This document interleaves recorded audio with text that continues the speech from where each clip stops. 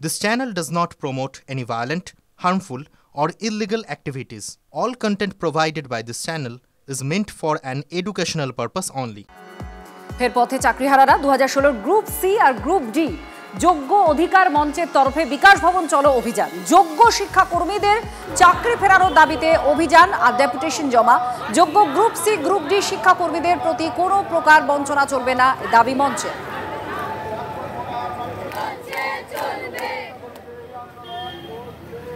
Supreme কোর্টের যদি page number 31-এ দেখা যায় এবং 24 থেকে 27 পর্যন্ত প্যারাগুলোকে দেখা যায় তাহলে কিন্তু লক্ষ্য যখন স্কুল সার্ভিস সঙ্গে আছে গেটওয়ে সিরিজ অক্সিজোন বুকস স্পষ্টভাবে সেখানে ইলিগাল কতগুলো অ্যাপয়েন্টমেন্ট আছে সেটা কিন্তু দেখানো হয়েছে। কারণ যোগ্যরা স্কুলে ফিরতে পারেনি তার কারণ হিসাবে যদি এমএ অ্যাপ্লিকেশনকে দেখানো হয় তাহলে তার দায়ভারও কিন্তু প্রত্যক্ষ বা পরোক্ষভাবে সরকারের, কারণ সরকারের এই সমস্ত প্রকল্পগুলোকে ইমপ্লিমেন্ট করার জন্য নন টিচিংরা কিন্তু দিবারাত্র স্কুলে কষ্ট করে চলেছে, কিন্তু তাদের বার্তাটা কিন্তু সুপ্রিম কোর্টে ভালোভাবে তুলে দেওয়া হয়নি বা তাদের বিষয়টাকে সুপ্রিম কোর্টে ঠিকভাবে তুলে দেওয়া হয়নি, তাই তারা কিন্তু এই 31 ডিসেম্বর পর্যন্ত এক্সটেনশন পায়নি।